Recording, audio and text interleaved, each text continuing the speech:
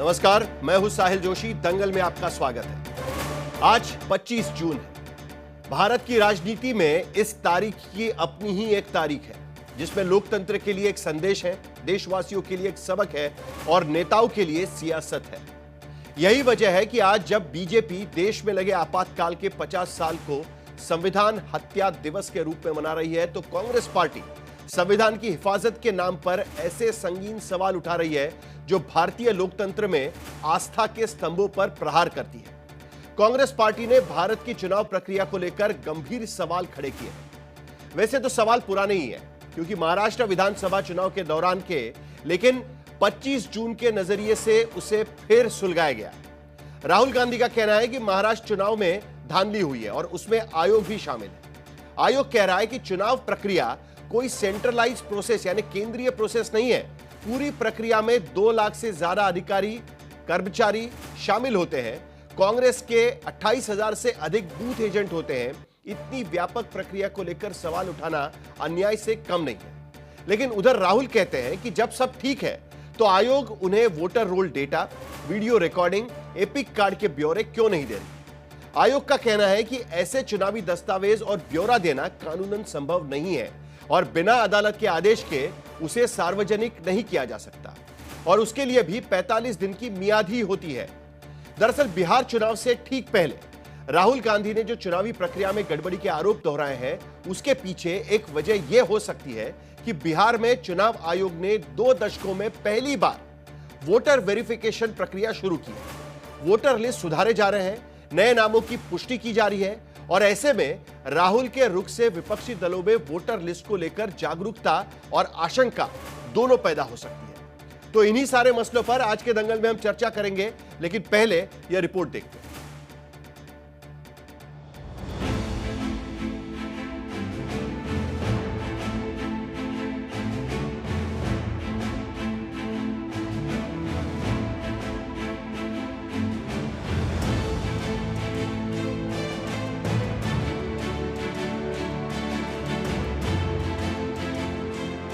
जब बीजेपी पूरे देश में कांग्रेस पर संविधान की चलने की काली तारीख के पन्ने पलट रही, तो कांग्रेस आज के दौर में संवैधानिक मूल्यों के साथ हो रही छेड़खानी का मुद्दा लेकर खड़ी है।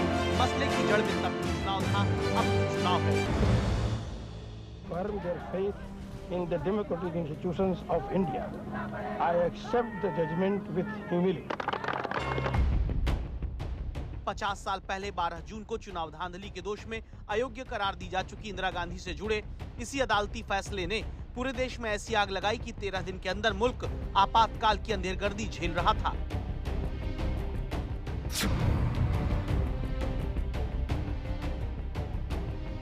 इस बार फिर जब आपातकाल के 50 साल पूरे हुए, तो कांग्रेस संविधान के ऊपर हो रहे हमले का मुद्दा लेकर सियासी पिच सजा रही है, क्योंकि देश की सियासत में संविधान वाली लाल किताब के सांकेतिक सम्मान की वापसी हुई, तो उसके पीछे भी वही चुनावी सवाल है जो 50 साल पहले उठाए गए। 50 साल पहले चुनावी धांधली के जुर्म को ढकने के लिए आपातकाल की आग लगा दी गई और 50 साल बाद सियासी हांडी चढ़ाने के लिए संविधान का सवाल उठाया गया।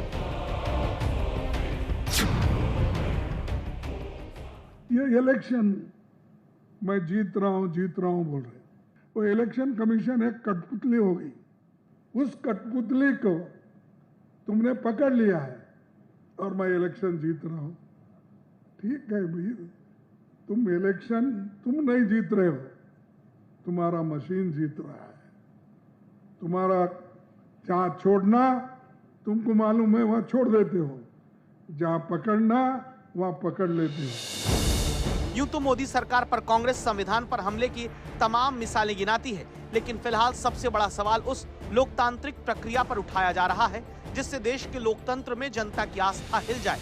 क्योंकि राहुल गांधी आरोप लगाते हैं कि देश में चुनाव नहीं हो रहा, मैच फिक्सिंग हो रही है। इसके लिए राहुल महाराष्ट्र चुनाव की मिसाल गिनाते हैं और 5 चरणों में धांधली का अपना ब्लूप्रिंट बताते हैं। राहुल कहते हैं कि पहले तो सरकार ने 2023 में चुनाव आयुक्तों की नियुक्ति का नया कानून बनाकर पैनल पर कब्जा कर लिया। फिर जब चुनाव आए तो वोटर बढ़ा दिए, क्योंकि मई 2024 लोकसभा चुनाव में महाराष्ट्र में 9.29 करोड़ वोटर थे, जो नवंबर में 9.70 करोड़ हो गए। 5 साल में जब वोटर लिस्ट बढ़ती है तो 2%, 3% बढ़ते हैं votes, not more than that. ये 5 महीने में 8%, 9%, 8% कैसा बढ़ते हैं? मैं तो नहीं देखा, मैं तो 13 इलेक्शन लड़ा हूं। राहुल गांधी का आरोप है कि चुनाव से पहले ही नहीं, चुनाव के दौरान और चुनाव के बाद भी धांधली की गई, क्योंकि मतदान के दिन शाम 5 बजे तक जहां 58.22% मतदान दिखा, वो सुबह होते होते 66.05% हो गया। राहुल का आरोप है कि महाराष्ट्र में 85 विधानसभाओं में 12,000 बूथों पर 41 लाख नए वोटर जोड़े गए। वहां लोकसभा में बीजेपी हारी थी, लेकिन विधानसभा में जीत गई।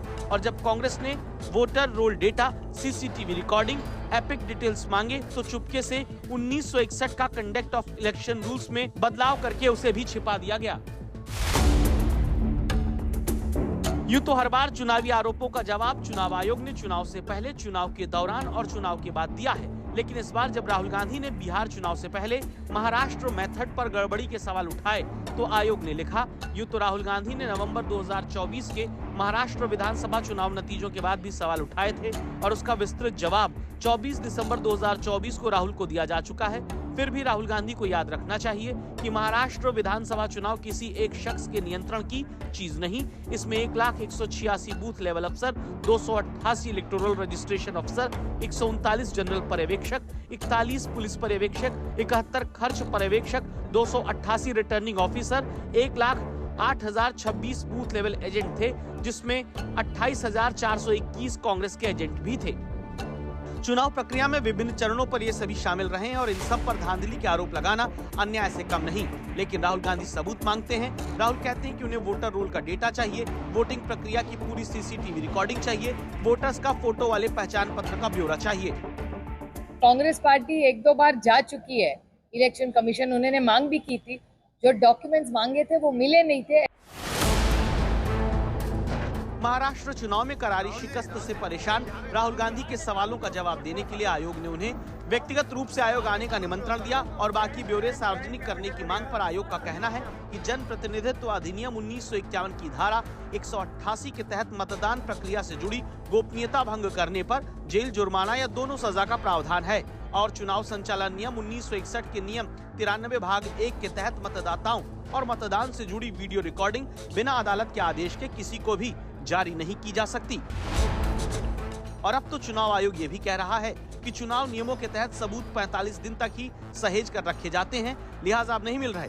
हालांकि इस मामले पर बॉम्बे हाईकोर्ट का दरवाजा खटखटा चुके प्रकाश आंबेडकर ने मांग की है कि चुनाव नियमों के तहत 45 दिनों के अंदर की चुनौती और सबूत सुरक्षित रखने का प्रावधान है। लेकिन जब कोई याचिकाकर्ता अनुच्छेद 226 के तहत उच्च न्यायालय में और अनुच्छेद 32 के तहत सर्वोच्च न्यायालय में 1.5 साल के अंदर रिट याचिका दाखिल कर सकता है, तो चुनाव के सबूत भी 1.5 साल तक सुरक्षित रहने चाहिए। हालांकि इस मामले पर हाईकोर्ट में सुनवाई के दौरान सरकार ने कहा था कि चुनाव से जुड़े मसले सिर्फ चुनाव याचिकाओं के जरिए हाईकोर्ट में ही उठाए जा सकते हैं और संविधान के अनुच्छेद 329 के तहत अदालत चुनाव प्रक्रिया में दखल नहीं दे सकती, सिवाय किसी चुनाव याचिका के। और जनप्रतिनिधि कानून की धारा 80 के तहत प्रावधान है कि मतदान से जुड़ी सिर्फ चुनाव याचिका ही हाईकोर्ट में दी जा सकती है, रिट याचिका नहीं।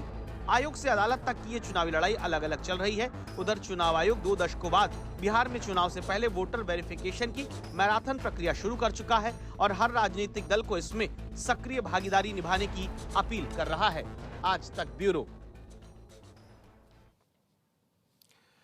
तो जब ये दिवस मनाया जा रहा है इमरजेंसी लगाने को लेकर इस देश में, उसी वक्त एक बड़ी खबर इस बारे में भी आ रही है कि चुनाव को लेकर सवाल उठाए जा रहे हैं, साथ साथ चुनाव आयोग को लेकर भी सवाल उठाए जा रहे हैं। लेकिन चर्चा शुरू करने के पहले इस वक्त की एक बड़ी खबर इस वक्त हमारे पास आ रही है। महाराष्ट्र विधानसभा चुनाव को लेकर बॉम्बे हाईकोर्ट में वंचित बहुजन आघाड़ी के नेता जो प्रकाश आंबेडकर की पार्टी है, चेतन अहिरे के मामले पर अदालत ने उनकी अर्जी खारिज कर दी है। हाईकोर्ट ने रिट याचिका को सुनवाई लायक नहीं माना है। चुनाव आयोग ने अदालत में दलील की थी कि संविधान के अनुच्छेद 329 और जनप्रतिनिधि कानून की धारा 80 के तहत चुनाव से जुड़े विवाद में सिर्फ चुनाव याचिकाएं दायर की जा सकती है। दरअसल उनका यह कहना था, जो याचिका करता है उनका यह कहना था कि महाराष्ट्र विधानसभा चुनाव में 6 बजे के बाद डाले गए 76 लाख वोटों की वैधता, इसको लेकर उन्होंने सवाल उठाए थे और कहा था कि उसे अवैध करार देना चाहिए। महाराष्ट्र विधानसभा चुनाव अवैध करार दिए जाने चाहिए। प्रकाश अंबेडकर खुद एक वकील के तौर पर इस याचिका के समय दलील दे रहे थे अदालत में, हालांकि उनकी दलील अदालत ने नहीं मानी। विद्या, हमारी संवाददाता इस वक्त ज्यादा जानकारी के साथ हमारे पास जुड़ चुकी है। विद्या, क्या यह हम मानकर चले कि अब अदालत ने साफ कर दिया है कि जो 76 लाख वोटर की वैधता को लेकर सवाल उठाए जा रहे थे, उसको अब उन्होंने फुल स्टॉप लगा दिया है अदालत ने? जी देखिए साहिल, डिटेल्ड ऑर्डर तो अभी फिलहाल नहीं आया है, लेकिन अदालत में हमने जब देखा था, आर्ग्यूमेंट हो रहे थे, उसमें इलेक्शन कमीशन ऑफ इंडिया ने सीधे कहा था कि एक तो ये कि इलेक्शन पिटीशन नहीं है, एक कॉन्स्टिट्यूएंसी का एक वोटर ये मांग कर रहा है कि पूरे राज्य के जो 288 कॉन्स्टिट्यूएंसीज है उसके इलेक्शन को रद्द कर दिया जाए। ये कैसे हो सकता है? इसके अलावा ये जो टेक्निकलिटीज हैं, इसके अलावा अदालत ने एक बहुत पर्टिनेंट सा सवाल पूछा था प्रकाश अंबेडकर के पास, इसका जवाब नहीं था कि आखिर ऐसा क्यों है कि जब ये प्रक्रिया हर इलेक्शन में फॉलो होती है कि 6 बजे के बाद जितने लोग वोटिंग सेंटर के अंदर हैं वो वोटिंग दे पाते हैं और उनके वोट्स की काउंटिंग होती है, तो ऐसा क्यों है कि वो सिर्फ इसी इलेक्शन की बात कर रहे हैं? इससे पहले लोकसभा के लिए इलेक्शन हुआ था या फिर उससे पहले असेंबली के इलेक्शन हुए थे, तो उस समय ये मुद्दे क्यों नहीं उठाए गए? इन बातों का जिक्र अपने पिटीशन में क्यों नहीं किया गया? और प्रकाश अंबेडकर ने माना कि इस बात का जिक्र उनके पिटीशन में नहीं था। यही सब तमाम बातें हैं जो अदालत में कल परसों जीरा के समय हमने देखी थी, और अब डिटेल कुल मिलाकर अदालत ये कहने की कोशिश करे, क्योंकि ये सवाल कांग्रेस पार्टी ने भी उठाए थे कि ऐसा कैसे हो सकता है कि 5 बजे तक 56% लोग वोट देते हैं और जब आखिरी आंकड़ा आता है तो महाराष्ट्र में चुनावी प्रतिशत, वोटिंग प्रतिशत 66% तक कैसे जा सकता है? ये 8 से 10% का जंप, 76 लाख वोटिंग, ये क्या वैध माना जाना चाहिए? और ये वोटर आए कहां से?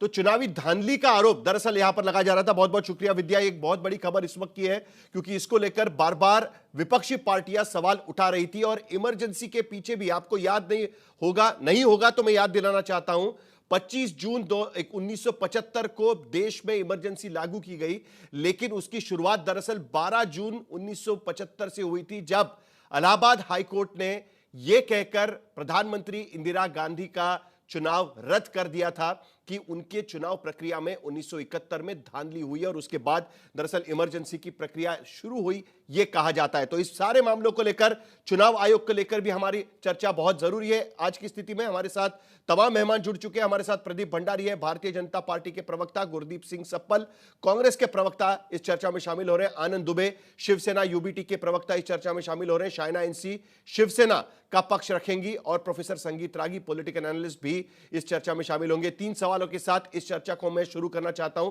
पहला सवाल, क्या चुनावी प्रक्रिया में गड़बड़ी के आरोप महज सियासी है?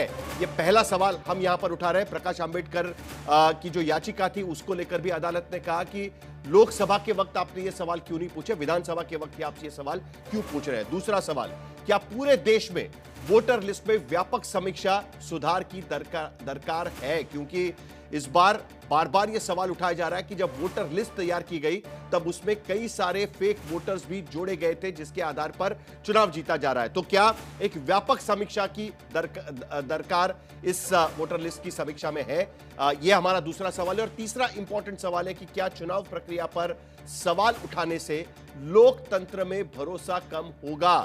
जैसे मैंने शुरुआत में कहा कि 12 जून 1975 को जिस तरीके से फैसला आया उसके बाद दरअसल इमरजेंसी की प्रक्रिया शुरू हुई थी। हमारे साथ में चर्चा शुरू करने के पहले एसवाई कुरैशी, भारत के पूर्व मुख्य चुनाव आयुक्त इस वक्त हमारे साथ जुड़ रहे हैं, उनसे हम तमाम चीजों को लेकर सवाल पूछेंगे। पहला सवाल कुरैशी जी, एक तो सबसे पहले तो बहुत बहुत शुक्रिया कि आप आज तक से इस बारे में बातचीत कर रहे हैं। पहला सवाल तो यही रहेगा कि बार बार चुनावी प्रक्रिया को लेकर, वोटर लिस्ट को लेकर, और सबसे बड़ी बात जिसको लेकर अभी अभी बॉम्बे हाईकोर्ट का फैसला भी आया हुआ है कि 1 घंटे के भीतर इतनी बड़ी वोटिंग कैसे हो सकती है, उसको लेकर बार बार सवाल उठाया जा रहा है। उसके बाद यह पूछा जा रहा है कि हमें आप सीसीटीवी फुटेज दीजिए, वोटर लिस्ट दीजिए, वीडियो फुटेज अवेलेबल कराइए। इलेक्शन कमीशन कहती है कि यह प्राइवेसी का उल्लंघन होगा। किसका पक्ष आपको सही लगता है? कुरैशी जी। देखिए, इलेक्शन में के प्रक्रिया पे सवाल करना, कुछ इंफॉर्मेशन मांगना, ये जनता का और हर एक हिंदुस्तानी का, हर एक भारतीय का हक है, तो वो मांग करते हैं। उससे ये कि ये रेपुटेशन इलेक्शन कमीशन की या प्रोसेस की खतरे में पड़ जाएगी, ये समझना नहीं चाहिए। लेकिन इलेक्शन कमीशन का फर्ज बनता है कि हर सवाल का जवाब दे और सेटिस्फैक्टरी जवाब दे। लोगों का सेटिस्फैक्शन, लोगों का कॉन्फिडेंस साथ लेके चलना बहुत ही एसेंशियल होता है। ऐसी सूरत में जो जो सवाल किए गए उनसे वो सारे फैक्ट्स पर आधारित है या कानून पर आधारित है। कितने वोट पड़े, कितने नहीं पड़े, कोई कितने बजे कितने थे, ये सारे जो इश्यूज आपने मेंशन किए, ये सारे तो मैटर ऑफ फैक्ट है और इनका जवाब इलेक्शन कमीशन के पास होता है, जो उनको बड़े रेडीली देना चाहिए, न कि ग्रजिंगली देना चाहिए, क्योंकि उस ताकि लोगों को किसी किस्म का डाउट न रह जाए। और 6 बजे के बाद वाला जो इशू है, ये काफी इस पे चर्चा होती रहती है। 5 बजे पोल बंद होता था एक जमाने में, अब 6 बजे इस बार हुआ। रूल ये है, कानून ये है कि उस पर जितने लोग उस वक्त 6 बजे लाइन में खड़े हैं उनको वोटिंग राइट है। 6:01 पे जो आएगा उसको नहीं होगा।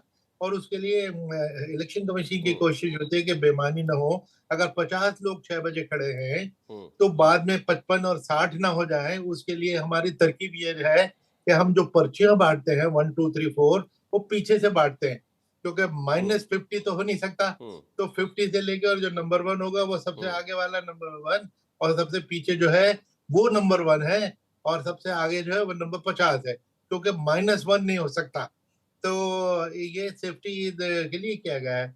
ज्यादा लोग आ गए, कम आ गए, दोनों रियलिटी है कि एंथुसियाज्म होगा, पॉलिटिकल पार्टी ने जोर लगाया, वर्कर ने जा जाके लोगों को निकाला, उस वजह से लोग ज्यादा भी आ सकते हैं।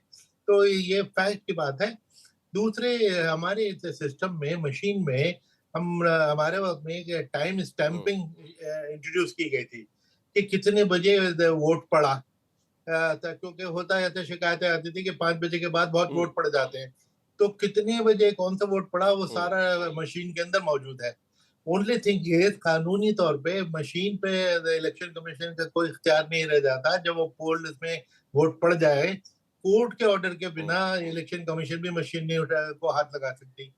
तो कोर्ट अगर ऑर्डर करती है कि भाई जरा इसको खोल के दिखाओ कि 5 बजे के बाद या 6 बजे के बाद कितने वोट पड़े थे, यानी कुरैशी जी, जो चीज राहुल गांधी चुनाव आयोग से मांग रहे हैं वो दरअसल उन्हें अदालत में जाकर मांगना चाहिए, तभी इलेक्शन कमीशन उन्हें मुहैया करा सकती है। ये बात सही है ना?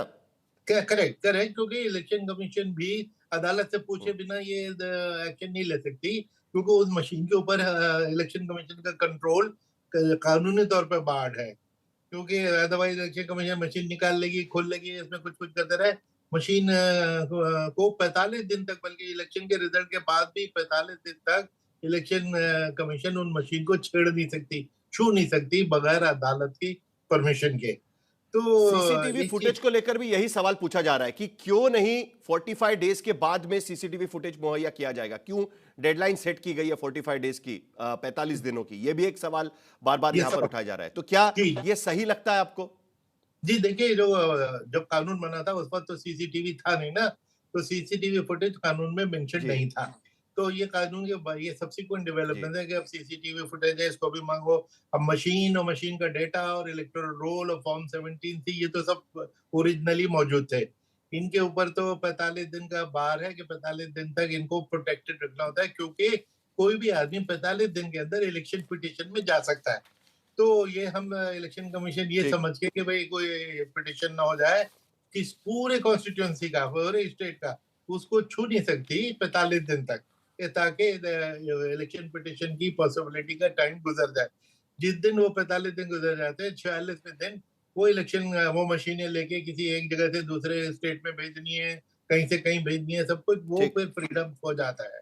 जी, उसके साथ साथ इलेक्टोरल रोल्स को लेकर भी कई सवाल उठाए गए और खास करके महाराष्ट्र के चुनाव के बाद में, और यह स्पेसिफिकली बोला गया है कि किसी भी इलेक्टोरल रोल में, किसी भी असेंबली सेगमेंट में या किसी भी चुनाव क्षेत्र में 2% से ज्यादा डिलीशन होते हैं या 8% से ज्यादा एडिशंस होते हैं तो उसका एक ड्यू डिलीजेंस करना चाहिए। यह भी एक सवाल यहां पर उठाया जा रहा है, और जिसके चलते अब बिहार को लेकर नए सिरे से यह रजिस्ट्रेशन होगा, घर घर जाकर एक कैंपेन इलेक्शन कमीशन करने वाला है। उसको लेकर आपको क्या लगता है? ये वोटर रोल को लेकर जो बार बार सवाल उठाए जा रहे हैं कि उसमें क्या आपको लगता है कि धांधली हो सकती है और जो ड्यू डिलीजेंस कहा गया वो होना चाहिए? देखिए, वोटर रोल तो बहुत ही क्रिटिकल एंड क्रूशियल चीज है। उसके जरिए तो इलेक्शन से पहले इलेक्शन की हार जीत का फैसला हो सकता है, उसकी मैनिपुलेशन। इलेक्शन कमीशन इस बात को पहचानती है कि मैनिपुलेशन की गुंजाइश है। इलेक्शन कमीशन की कोशिश ये होती है कि कोई उसको मैनिपुलेट नहीं कर सके, इसलिए बार बार इलेक्शन कमीशन ये एडवर्टाइज करती है, खर्चा करती है। महाराष्ट्र में मुझे याद है कि 4 लैंग्वेजेस में, मराठी, हिंदी, उर्दू, अंग्रेजी में एडवर्टाइजमेंट छपा 6 महीने पहले से कि भाई अपना इलेक्टोरल रोल चेक कर लो, चेक कर लो, चेक कर लो, चेक कर लो। कोई नहीं चेक करता। और जब इलेक्शन से 2 दिन पहले होश आता है तो पता लगा नाम कटा हुआ है, फिर रोते हैं। भाई देखो, जब इलेक्शन कमीशन इतने दिन से आपसे कह रही है कि चेक करो, क्यों नहीं करते? और ये पॉलिटिकल पार्टीज की भी कोताही है कि वो इस पे ध्यान ही नहीं देते।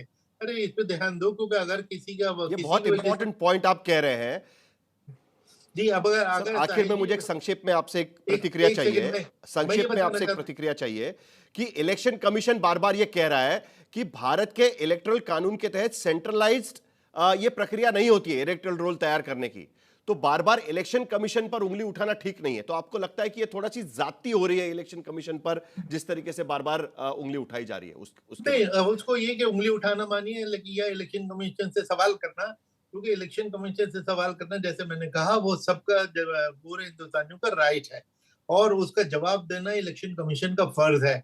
पिछले दिनों हमने देखा है कि इलेक्शन कमीशन इन सवालों का जवाब नहीं देती थी, खामोश रहती थी। खामोशी का ऑप्शन इलेक्शन कमीशन के पास नहीं है।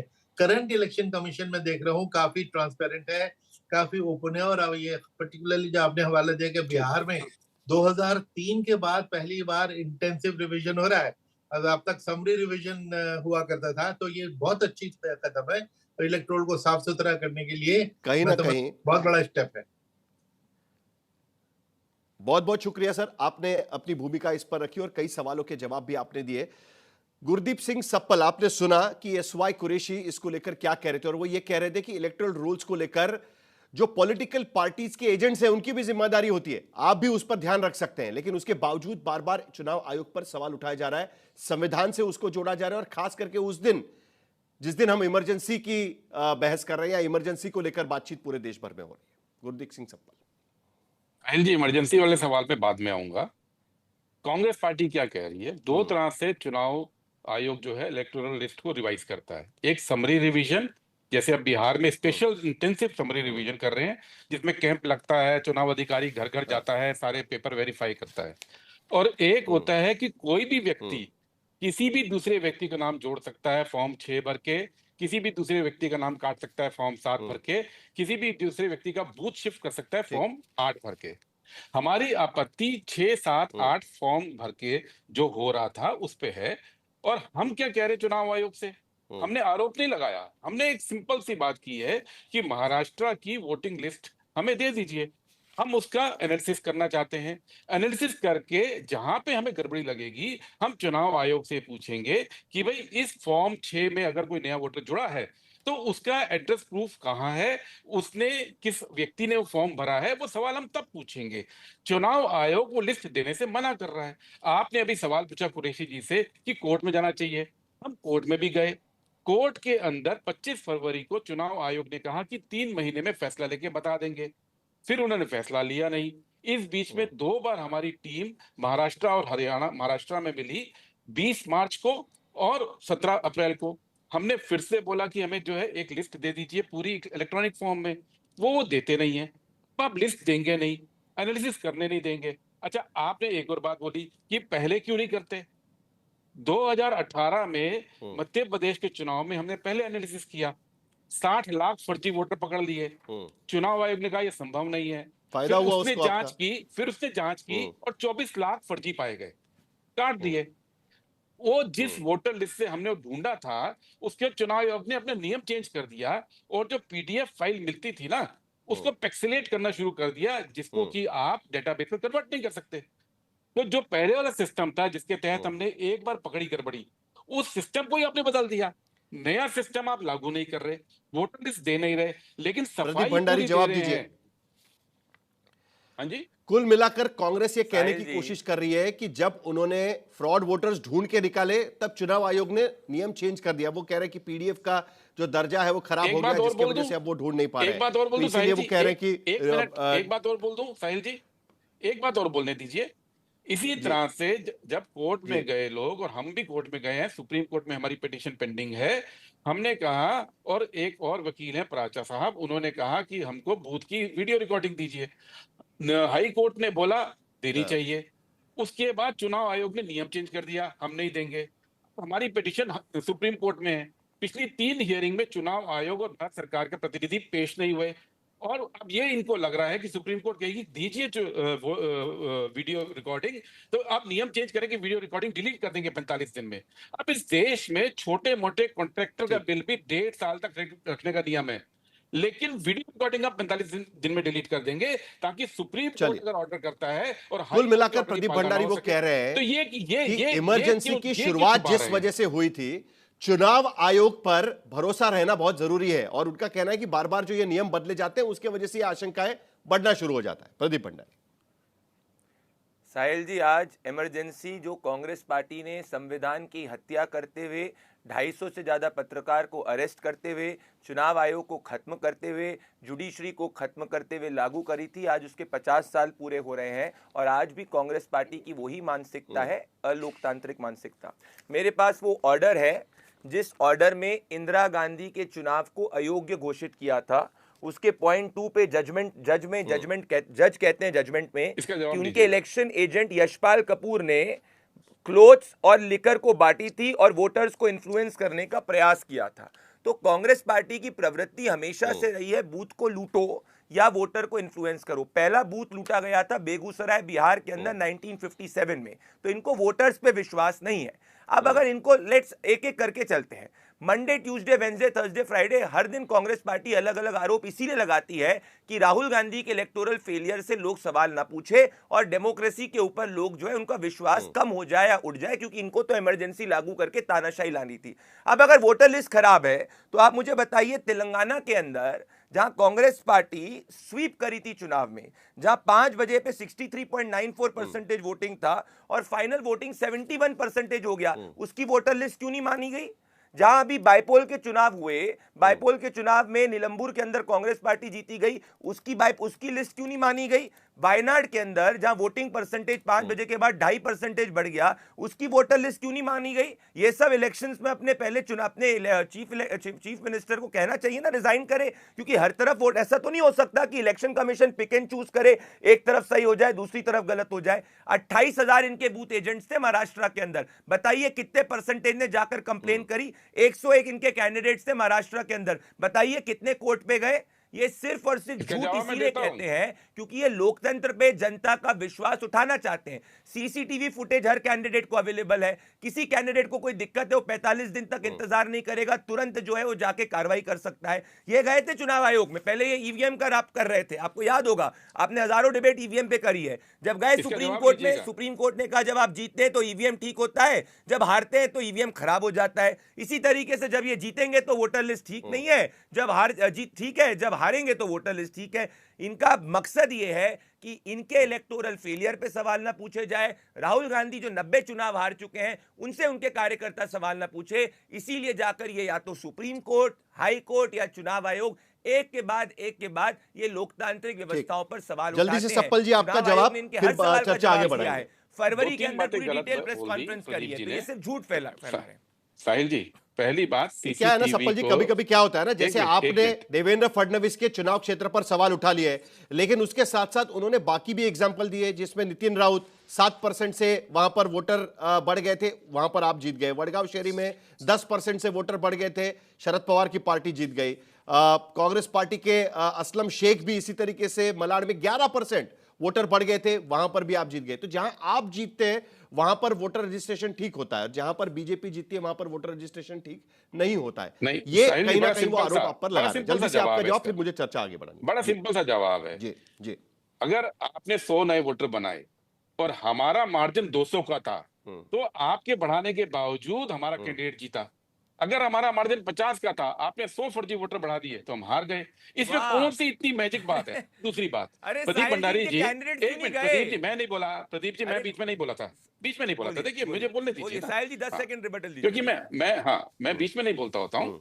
दूसरी बात, सीसीटीवी की बात इन्होंने बोली, हर वोटर को हर उम्मीदवार को अधिकार है हाई कोर्ट ने फैसला दे दिया, उसके बाद नियम बदल दिया कि अब हम नहीं देंगे। सुप्रीम कोर्ट में आप पेश नहीं हो रहे हैं 3-3 हियरिंग के ऊपर, और अब नया रूल बना दिया कि 45 दिन के बाद डिलीट कर देंगे। इतना क्या डर है कि जो डिलीट करना है, जो हाई कोर्ट के आदेश को नहीं मानना है? गड़बड़ यहां से हो रही है कि, और तीसरी बात, ये बार बार कहते हैं 28,000 आपके बूथ एजेंट थे। बिल्कुल थे, हमने समरी रिवीजन पे तो कोई क्वेश्चन नहीं उठाया। हमारा सवाल उन वोटर पे है जिन वोटर के नाम बिना फॉर्म भरे बढ़ाए गए हैं। हमारा यही तो आरोप है कि फॉर्म भरे ही नहीं गए, सीधे सीधे सर्वर पे नाम जोड़े गए, इसीलिए हम बार बार लेकिन सप्पल जी, आपको याद होगा आम आदमी पार्टी ने इसी को लेकर सवाल उठाए थे दिल्ली के चुनाव में। आम आदमी पार्टी ने दिल्ली के चुनाव में इसी को लेकर सवाल उठाए थे और कई जगह पर चुनाव आयोग को वो नाम वहां से हटाने पड़े थे। अभी भी एसवाई कुरैशी यही कह रहे थे कि पॉलिटिकल पार्टी के एजेंट्स कितने सजग होते हैं उस पर भी डिपेंड होगा। मैं ये नहीं कह रहा हूं कि वहां पर गलत तरीके से रजिस्ट्रेशन नहीं होता होगा, और बिहार में भी यहां पर वही चल रहा है, हम देख रहे हैं। साहिल जी, मैं आपको ये बता दूं, दिल्ली के अंदर जब महाराष्ट्र में गड़बड़ी पकड़ी तो हम आम आदमी पार्टी के खिलाफ चुनाव लड़ रहे थे, लेकिन खुद मैं उस मीटिंग में था। चलिए प्रदीप भंडारी, जल्दी से 10 सेकंड में आपका जवाब, उसके बाद बाकी लोगों के पास भी जाएंगे। प्रदीप भंडारी, शुरू हुई जो कांग्रेस के सीनियर नेता सप्पल साहब कह रहे हैं, इनके 101 कैंडिडेट्स में से आप मुझे 1% भी कैंडिडेट बता दीजिए जिन्होंने कोर्ट में जाकर ये बात करी। कोई कैंडिडेट ही इनकी ये बात नहीं कर रहा है, और ऐसा कैसे हो सकता है? मुझे वो मैजिक फॉर्मूला चाहिए साहिल जी कि तेलंगाना के अंदर वो नहीं हो पाता, कर्नाटक के अंदर नहीं हो पाता, महाराष्ट्र में लोकसभा में वो नहीं हो पाता, बाईपोल में नहीं हो पाता, पर जस्ट कांग्रेस पार्टी जहां वहीं हो पाता है। इसकी असली मंशा इनकी यही है कि इमरजेंसी वाली पार्टी है, लोकतंत्र पे डेमोक्रेटिक डेफिसिट क्रिएट करना चाहते हैं, क्योंकि राहुल गांधी को इस सत्ता में लोकतांत्रिक रूप से नहीं ला पा रहे। एक मिनट आनंद दुबे, आप भी इसको सपोर्ट करते हैं जो कांग्रेस कह रही है उसको? जवाब साहिल जी, एक लाइन में जवाब। ये जो शिकायत, एक लाइन में सर, एक लाइन में, उसके बाद आगे बढ़ेंगे सर, एक लाइन। जो महाविकास आघाड़ी था उसके तीनों नेताओं ने पोलिंग के 20 दिन पहले चिट्ठी लिखी थी चुनाव आयोग को, ये गड़बड़ी होने जा रही है। सर अदालत में जाने की बात है। आनंद दुबे जल्दी से। रिजल्ट्स के बाद में शरद पवार और वो चिट्ठी में अभी दिखा सकता हूं। साहिल भाई वो चिट्ठी लिखी गई थी। बोलिए आनंद दुबे, बोलिए आनंद दुबे। पोलिंग के अरे अभी नहीं, अगर चुनाव साहिल भाई नमस्ते। साहिल भाई नमस्ते। आनंद दुबे, क्या एक मिनट, मैं अभी आपको चिट्ठी दे सकता हूं? साहिल भाई नमस्ते। आनंद दुबे, साहिल भाई लोकतांत्रिक जीवन में, साहिल भाई लोकतांत्रिक जीवन में, लोकतांत्रिक जीवन में सवाल और जवाब करना ये हमारी जैसी जनता का अधिकार है। अगर हमें कुछ अनियमितता महसूस होती है तो हम चुनाव आयोग से सवाल पूछते हैं, लेकिन जब चुनाव आयोग से सवाल पूछते हैं तो बीजेपी को ऐसा क्यों लगता है कि हम बीजेपी से सवाल पूछते हैं? हमने तो बीजेपी से सवाल नहीं पूछा। आदरणीय राहुल गांधी जी ने कुछ सवाल उठाए चुनाव आयोग को लेकर, उस पर आदरणीय देवेंद्र फडणवीस जी झूठ बोले, कौवा काटे, अरे क्या क्या करने लगे। तो हम भी कह सकते हैं कि हमने जिनको हंस समझा था वो भी हंस नहीं, वो भी कौवे जैसे ही हो गए। देखिए आज आप लोग बात कर रहे हैं बड़ी इमरजेंसी लगी थी, 50 साल पूरे हो गए। ठीक है, बड़ी इमरजेंसी लगी थी, 50 साल पूरे हो गए, बड़े बड़े नेता कैद कर लिए गए, बड़े बड़े पत्रकार कैद कर लिए गए, लेकिन छोटी इमरजेंसी भी लगी है 11 साल से, जिसमें कुछ विपक्ष के नेता गुलाम बना लिए गए और कुछ कह रहा हूं, कुछ पत्रकार उनके दास बन गए। वो छोटी इमरजेंसी है, उस पर भी एक दिन 50-100 साल बाद चर्चा होगी कि 2014 से एक इमरजेंसी लगी थी। देखिए 2005 में आडवाणी जी जिन्ना के मजार पर गए थे, आडवाणी जी जिन्ना के मजार पर गए थे। इस बात को 20 साल हो गए। डिबेट मत भटकाइएगा, इतिहास में जरा लोकतंत्र की प्रक्रिया पर डिबेट करते हैं। और कई बार क्या होता है ना कि जब आप चुनाव की प्रक्रिया पर सवाल खड़ा करते हैं तो उसको लेकर, हाँ तो जरा उस पर रहते हैं। और बड़ी इंटरेस्टिंग बात मुझे शाइना इंसी से यह बात पूछनी है, क्योंकि बाला साहब ठाकरे ने इमरजेंसी को सपोर्ट किया था। चलिए 5 सेकंड में खत्म करिए, फिर शाइना इंसी के पास चलेंगे। चलिए 5 सेकंड में खत्म करिए, बोलिए। अरे मैं ये कह रहा हूं कि अगर सोलापुर में गांव है मार्कड़वाड़ी, अगर वहां की जनता सड़क पर आकर ये कह रही है कि वोटिंग मशीन पर विश्वास नहीं है, बैलेट पेपर पर करवाइए, क्योंकि हमारे गांव की जनसंख्या उस व्यक्ति को पसंद नहीं करती जिसको इतने वोट मिले हैं, उस पर भी अगर आपको कुछ लगता है कि हम सब विपक्ष के लोग गलत बात करते, झूठ बोलते, हम लोग का हुआ है, इमरजेंसी का सपोर्ट किया था, आपको याद होगा। सलाम है। तो आज की स्थिति में इमरजेंसी को काला दिन मनाने की जो चीजें चल रही है उसको लेकर आपकी एक तो क्या भूमिका रहेगी, और उसमें चुनाव आयोग की बहुत बड़ी भूमिका थी इमरजेंसी लगाने में, ये तो चर्चा में आ ही चुका है। 12 जून को जो फैसला आया था चुनाव में धांधली का, उसके बाद 25 जून को इमरजेंसी लगती है। तो बड़ी इंटरेस्टिंग सी बात है कि शिवसेना के 2 धड़े बैठे हुए हैं बाला साहब के विचार पर चलने वाले। तो आज की स्थिति में इमरजेंसी का सपोर्ट रहेगा या विरोध रहेगा, और चुनावी प्रक्रिया को लेकर भी? शाइना जी। पहले तो मैं ये सवाल का जवाब दूं कि Rahul Gandhi is lost in translation. उनको जो कंफ्यूजन है वो शायद खुद न समझ पा रहे हैं, क्योंकि जब उन्होंने पहली बार एक लेख लिखी थी वहां उन्होंने आपत्ति जताई इलेक्शन कमीशन को लेके। इलेक्शन कमीशन का काम क्या है साहिल जी? वोटर्स को बढ़ाना, ज़्यादा रजिस्ट्रेशंस ले और ज़्यादा वोटर्स को बाहर लाना ताकि वो वोट करके अपना जनादेश दे। जब आपकी जीत तो सब कुछ ठीक, जब आपकी हार तो ईवीएम टैंपरिंग, इलेक्शन कमीशन को लेके सवाल। और ये वही कांग्रेस पार्टी है जो संविधान संविधान संविधान को कह के आज जब 25 जून पे 50 साल बाद हम विश्लेषण कर रहे हैं इमरजेंसी को लेके, और आपका सवाल का जवाब मैं जरूर दूंगी, क्योंकि हिंदू हृदय सम्राट आदरणीय बाला साहेब ठाकरे ने कभी नहीं कहा कि इमरजेंसी का मतलब कि आप 250 पत्रकार को जेल में रखें, इमरजेंसी का मतलब कि आप सबकी बोलती बंद करें।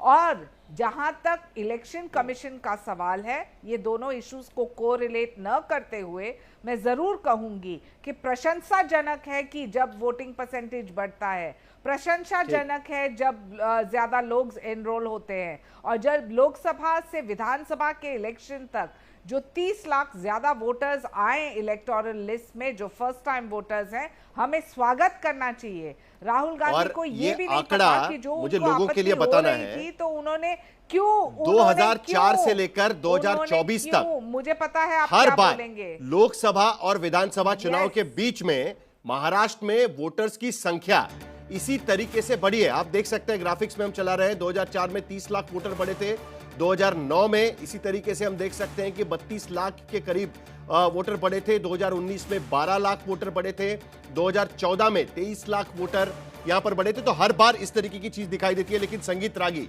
जिस बात को लेकर हम चर्चा कर रहे हैं खास करके, अब देखिए बिहार में चुनाव आयोग 2003 के बाद पहली बार सारा वोटर रोल जो है, इलेक्टोरल रोल जो है, उसको दोबारा से उसकी समीक्षा कर रहा है। घर घर जाकर लोगों से बात करेगा, लोगों से पूछेगा कि आपके पास क्या डॉक्यूमेंट है। जो लोग बिहार छोड़कर बाहर काम कर रहे हैं उनका वोटर लिस्ट में नाम निकाल देगा। यह प्रक्रिया उन्होंने शुरू की है। कहीं ना कहीं वोटर लिस्ट पर बार बार जो सवाल उठाए गए उसके बाद यह प्रक्रिया शुरू हुई है। और मैं आपको और एक चीज बताना चाहता हूं कि तेलंगाना का जिक्र किया गया, तेलंगाना में वोटर लिस्ट पर बीजेपी ने सवाल उठाए हुए थे, ये भी बात हमको ध्यान रखनी चाहिए। तो कुल मिलाकर राजनीतिक पार्टियों के सवाल उठाने के बाद आपको नहीं लगता कि इलेक्शन कमीशन को वोटर लिस्ट के मामले में संज्ञान लेना चाहिए और ड्यू डिलिजेंस ठीक से करना चाहिए? संगीत रागी। मुझे लगता है कि इलेक्शन कमीशन बहुत अच्छे तरीके से काम कर रही है वोटर्स लिस्ट के बारे में लेकर के। यदि ऐसा नहीं होता तो चुनाव आयोग जो है बिहार के अंदर वोटर लिस्टों की इतनी बड़ी जोरदार तरीके से समीक्षा नहीं कर रही, और ऐसी करनी भी चाहिए। आपको ध्यान में होगा 2003 नहीं 2005 में भी किया था, जब मिस्टर रॉ जो थे वहां पर इलेक्शन कमिश्नर थे, बिहार का चुनाव देख रहे थे, और तब उस समय 15 साल का जो है वो बिहार में रेजिम चेंज हुआ था। हम तो पूरा मांग करते हैं कि बिहार की पूरी डेमोग्राफी जो है वो बांग्लादेशी मुसलमानों ने बदल दी है, दिल्ली की भी बदल दी है, पूरे देश में 5 करोड़ बांग्लादेशी आकर के घुस गए हैं। मेरी तो ऐसे भी मांग है कि भाई वो चाहे वो 50 साल से रह रहे हैं, चाहे 3 पीढ़ी, महाराष्ट्र की डेमोग्राफी माइग्रेंट वर्कर्स ने बदल दिया, ऐसा आरोप लगता है। जो वोटिंग राइट्स है उसको निरस्त करना चाहिए। हाँ, नहीं, एक चीज और बात है, बहुत सारे कई वर्षों तक मैं तो दिल्ली में आज 36 साल 40 साल से रह रहा हूँ, 36-40 साल से सरकार में बैठे हैं, इनको कुछ दिखता नहीं है, समझता नहीं है, कुछ भी बोल देने का। देखिए अब यदि आप मूर्खता करते हैं, यदि आप मूर्खता करने लगे तो हम क्या करें? मुंबई में आप जाकर आनंद जी को खत्म हो रहा है सर, बेहूदी बात मत कीजिए। आनंद जी रुकिए जरा, संगीत रागी खत्म करिए, मेरे पास समय खत्म हो रहा है कि नहीं। देखिए मेरा समय खत्म हो रहा है। संगीत रागी जी जल्दी से खत्म करिए अपनी बात, बाकी सबको शांत करिए। संगीत रागी आपकी बात खत्म करेंगे, चलिए। कुछ भी मैं इसलिए कह रहा हूं, इसलिए क्योंकि मैं इसलिए कह रहा हूं कि बिहार के अंदर जो है वो ऐसा जो किया जा रहा है बहुत अच्छा किया जा रहा है। एक बात, बस एक लाइन जिक्र करना चाहूं। राहुल गांधी मानते हैं कि ये देश उनके पुरखों की बपौती और जायदाद है, वो हर चीज के लिए एंटाइटल है, और उनकी बात यदि सवाल उठाए तो ये जो कांग्रेसी प्रवक्ता है ये चाटुकार से थोड़े ज्यादा थोड़े अच्छे हैं। ये तो चाहेंगे कि हाँ जो वो कह दे उनकी बात चाहे गलत भी क्यों नहीं हो, चलिए भाषा का इस्तेमाल ठीक से होना चाहिए। बात कुल मिलाकर यह है कि चुनावी प्रक्रिया जो देश में, प्रदेशों में और अगर लोकल बॉडीज में सरकार, लोगों ने चुना हुआ सरकार वहां पर नियुक्त करती है, तो उस प्रक्रिया को लेकर कई बार सवाल उठते हैं। और जब जब सवाल उठते हैं, इस वाई कुरैशी भी कह रहे थे, चुनाव आयोग को उसका जवाब देना चाहिए। अगर वोटर लिस्ट, वोटर रोल दोबारा से बिहार में अगर वो प्रक्रिया शुरू हो गई है कि उसकी छान करने की, ड्यू डिलिजेंस की, तो एक अच्छी बात है। उम्मीद करते हैं कि इस बार कम से कम वोटर लिस्ट को लेकर, रोल्स को लेकर सवाल खड़े ना हो और यह प्रक्रिया उसी तरीके से ट्रांसपेरेंट हो।